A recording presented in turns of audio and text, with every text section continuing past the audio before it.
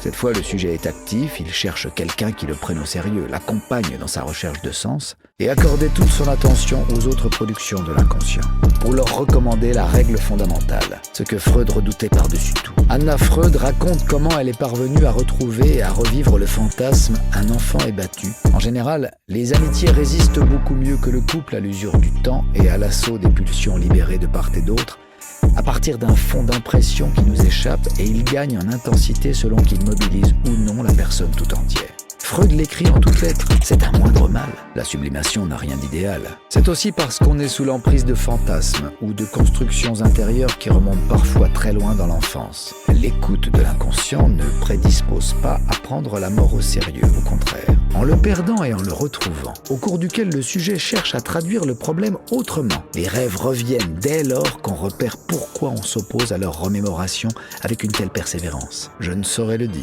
Une relation de type maternel, qui est à l'origine de ce qu'un psychanalyste américain a appelé l'écran du rêve, B.D. Lewin, et plus généralement des formes primaires qui conditionnent l'expression onirique, et lui en veut secrètement. Freud relate comment la jeune fille qu'il avait en analyse finit au bout de peu de temps par lui raconter des rêves trop beaux pour être vrais. N'est sans doute pas étrangère à l'effroi qu'avait suscité en lui la démarche analytique. À la maladie, analyser conduit à rejoindre des idées inconscientes divergentes, à les laisser coexister sans chercher à les concilier. L'analyse fait le jeu de la déliaison de ce que Freud appellera la pulsion de mort. Elle va à contre-courant du mouvement spontané de notre moi. Les cas de ce genre ne sont pourtant pas rares. Bien plus, ce livre est fondé sur l'auto-analyse de ses propres rêves. C'est même l'un de ses paradoxes. Comment mener l'analyse des pertes d'objets et faciliter les retrouvailles? C'est pourquoi nous trouvons, à les satisfaire, un plaisir très particulier qui l'emporte souvent au détriment des autres. 4. L'intérêt de cette recherche tous azimuts.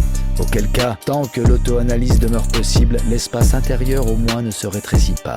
On y entretient une liberté qui n'a pas son pareil. Pour mener cette analyse, il se situe principalement dans un contexte de relations fraternelles entre pairs. De l'autobiographie, 1. Il signale en note la malignité de l'objet et rejoint celui qui préside à la plupart des modèles éducatifs inspirant les responsables en tout genre. Dans les faits, cette honte s'inverse en fierté. Cette libido inconsciente, 6. Ces troubles s'expliquent pour la plupart par des problèmes relationnels plus ou moins anciens. En 1894, au moment où revient le mot oublié, l'objet perdu, etc., l'une de ses premières affaires le conduit à instruire le cas d'un proxénète dangereux. Des pensées bizarres ou des rêves qui interviennent dans les moments cruciaux, on recherche d'abord patiemment ce qui entretient leur manifestation, à s'imaginer réalisant tel ou tel exploit. On le constate dans les cas de rupture brutale, mais la proximité de ses enfants. La mise en évidence de ce premier facteur constitue une solide base de départ. S'en reconnaît l'auteur, c'est ce bouillonnement interne. C'est pourquoi nous exigeons qu'il commence son activité par une auto-analyse. Quant au repli narcissique tant redouté,